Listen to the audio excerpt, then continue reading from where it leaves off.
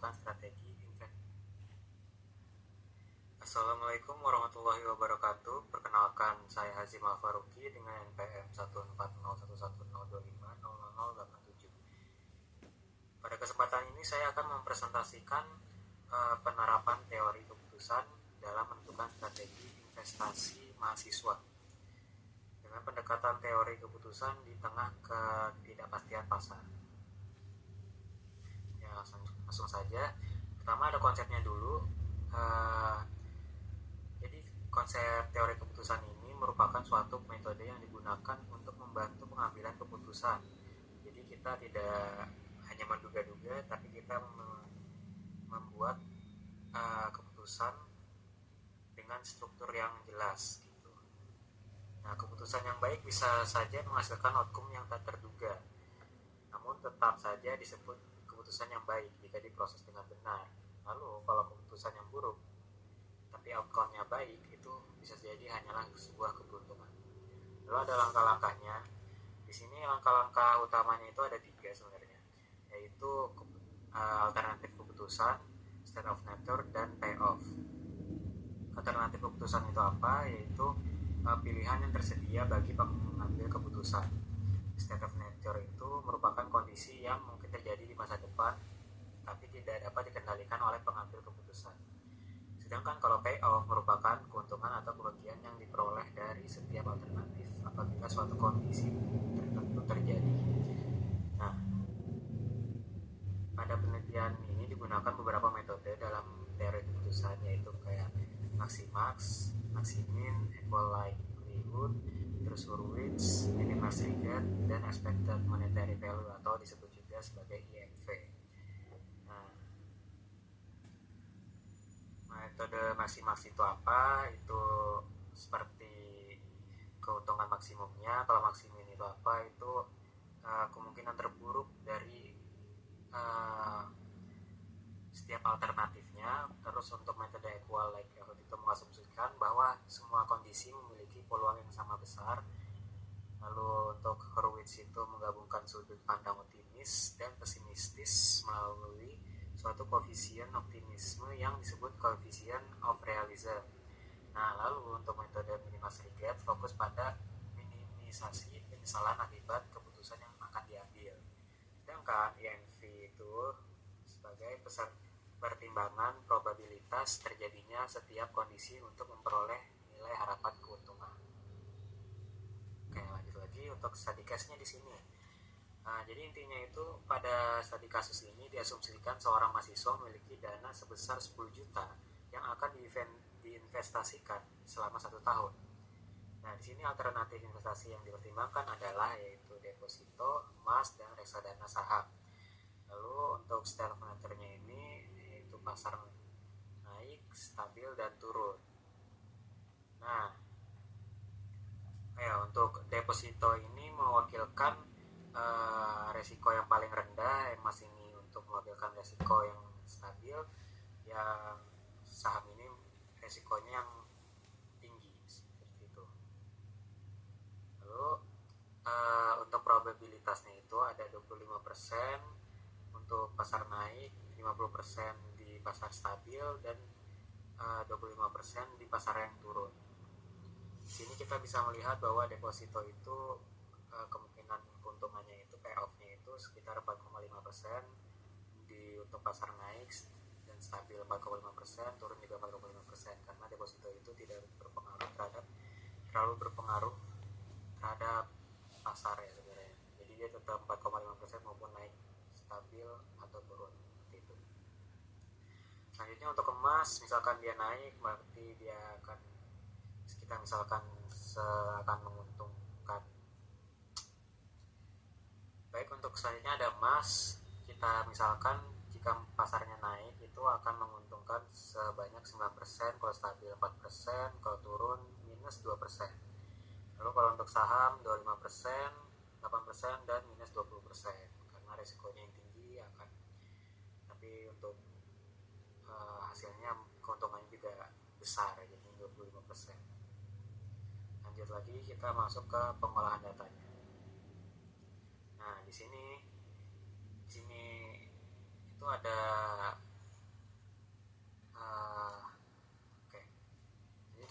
pengolahan datanya, di sini kita bisa melihat bahwa ada 450.000, 450.000, 900 ini itu apa? Ini itu hasil perkalian dari 10 juta tadi dikali persentase yang sebelumnya gitu ya, yang sebelumnya yang ini. Nah 4,5% ini kalau dikali 10 juta kan jadi 450.000 kan ya. Nah sisanya juga dikali jadi seperti ini hasilnya. Nah terus kita bisa menghitung best payoff-nya itu dari kolom ini yang paling banyak, paling gede nilainya itu ada 2,5 juta ya. Terus untuk yang ini ada 800.000, untuk yang kolom ini ada di 450.000. Nah selanjutnya kita menghitung maksimaksnya. Di sini diperoleh maksimaksnya itu di reksadana ya, saham, karena memiliki keuntungan maksimum terbesarnya yaitu 2,5 juta. Dan untuk maksiminya ini di 450.000 ya, di row sini karena dia stabil juga jadi 450.000. Nah untuk likelihood-nya ini kita juga di 450.000, yaitu dimana di deposito. Terus untuk koefisien realismnya ini kita gunakan koefisien 0,5 karena kita akan mencobanya sebagai titik yang netral. Nah di sini kita akan mendapatkan deposito yang paling bagusnya ya di koefisien of realism ini. Selanjutnya kita akan menghitung tentang minimax regret. Nah bagaimana cara menghitungnya? Ini tuh akan, jadi kita akan mengurangi setiap kolom di sel di kolom ini dengan best payoff-nya gitu. Jadi 2,5 juta dikurangi 450.000, 2.500.000 dikurangi 900.000, 2.500.000 dikurangi 2.500.000, nanti akan menghasilkan seperti ini. 2.050, 1,6 sama 0. Nanti selanjutnya juga seperti itu. Ini juga akan dikurangi dengan best payoff-nya 800.000, dan selanjutnya yang regret S3 akan dikurangi dengan 450.000 seperti itu. Nah untuk row maksimum regretnya kita tinggal mencari aja maksimum dari setiap barisnya ini yang mana. Nah di sini kita bisa melihat bahwa yang paling kecilnya itu adalah di A2 ya, atau disebut juga sebagai emas di sini. Jadi paling untuk tidak menyesalnya itu kita di emas seperti itu. Selanjutnya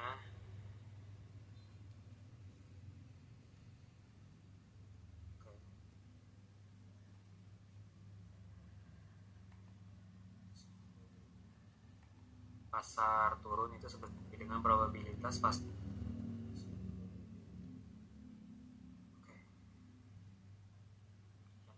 Selanjutnya digunakan metode EMV dengan probabilitas pasar naik sebesar 25%, pasar stabil yaitu dengan 50%, dan pasar turun itu sebesar 25%.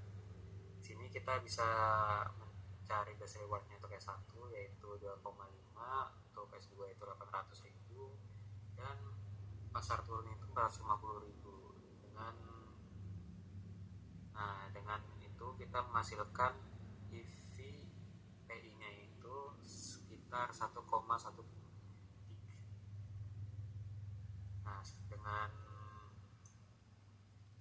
Nah, dengan perhitungan ini kita bisa menghasilkan dengan data ini kita bisa menghasilkan FVWP PI-nya itu sekitar 1.137.500 ya. Nah ini itu dari mana? Itu perkalian setiap probability-nya base payoff-nya ini ke probability-nya, terus dijumlahkan, hasilnya akan menghasilkan seperti ini ya. Nah, lalu ada perhitungan hasil EMV, ini sama rumusnya seperti ini, cuma ini tuh per baris ini. Misalkan deposito dia akan menghasilkan 450.000, untuk A2 akan atau emas bisa menghasilkan 375.000 dan A3 itu 525.000 seperti itu. Nah, dan keuntungan yang paling besarnya itu yaitu 525.000. Nah, untuk mencari IVPI-nya atau expected value of perfect information, itu kita tinggal mengurangkan yang tadi ini dengan ini yang akan menghasilkan 612.500. Nah, expected value of perfect information digunakan untuk mengetahui nilai maksimum yang layak dibayar untuk memperoleh informasi sempurna mengenai kondisi pasar di masa depan. Artinya, apabila terdapat informasi yang mampu memprediksi kondisi pasar secara tepat, maka nilai maksimum yang layak dibayar untuk memperoleh informasi tersebut adalah 612.500.000. Jika harga informasi berada di bawah, maka informasi tersebut layak dibeli karena banyak manfaatnya. Jika sebaliknya, maka tidak layak dibeli karena kemungkinan biaya yang dikeluarkan untuk informasi tersebut lebih besar daripada manfaat yang diperoleh, seperti itu. Nah, selanjutnya di sini ada kesimpulan dan rekomendasinya ya. Berdasarkan hasil pengolahan yang diperoleh bahwa setiap metode menghasilkan, berdasarkan hasil pengolahan yang diperoleh bahwa setiap metode menghasilkan keputusan yang berbeda karena masing-masing memiliki sudut pandang yang berbeda terhadap resiko dan ketidakpastiannya. Jadi metode Maximas dan EMV memilih reksadana karena berorientasi pada keuntungan yang tinggi. Lalu metode Maximin, Equal Likelihood, dan Horowitz memilih deposito karena lebih mengutamakan keamanan dan kestabilan hasil.